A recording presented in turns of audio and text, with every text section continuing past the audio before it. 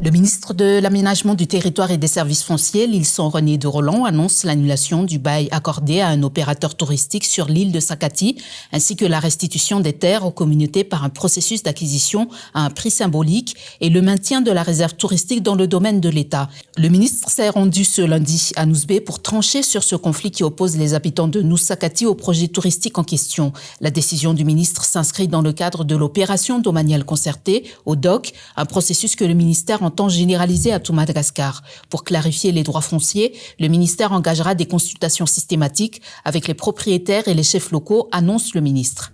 La ministre d'État Anta Razaf-Manatsu confirme le lancement ce mercredi de la concertation nationale dont l'organisation pratique a été confiée au Conseil œcuménique des Églises chrétiennes, FFKM. Ce processus se veut inclusif en collectant les propositions à la base, notamment via des représentants de chaque Fuktan. Selon la ministre, la méthodologie adoptée pour la concertation nationale entend rompre avec les anciennes pratiques en remontant et en synthétisant les idées du niveau local vers le national pour dégager celles qui convaincront le plus grand nombre.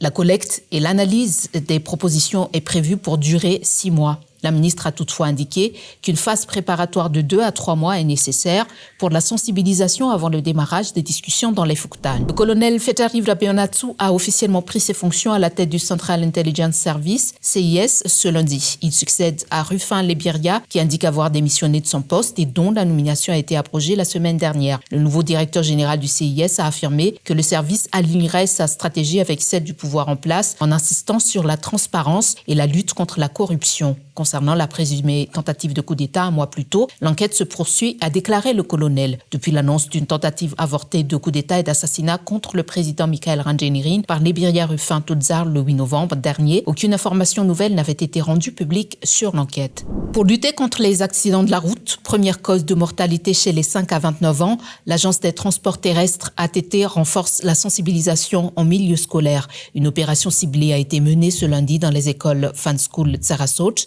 et CEG Swavmaswanj en partenariat avec le groupement pétrolier de Madagascar, touchant 1200 élèves. L'activité a combiné des présentations pédagogiques sur les comportements routiers adoptés avec la remise de matériel de sécurité, panneaux, gilets jaunes et sifflets aux établissements. Cette action s'inscrit dans le programme hebdomadaire de l'ATT qui intervient chaque lundi matin dans les écoles pour renforcer la connaissance du code de la route chez les jeunes. Un vaccin gratuit pour protéger les filles d'un cancer mortel. La campagne nationale de vaccination contre le papillomavirus humain, principal responsable du cancer du col de l'utérus, débute ce lundi chez les filles de 9 à 14 ans.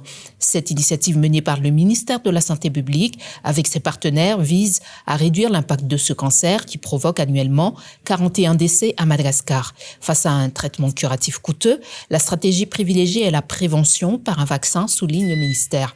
La campagne se déroule jusqu'au 12 décembre dans les centres de santé de base et au sein des écoles.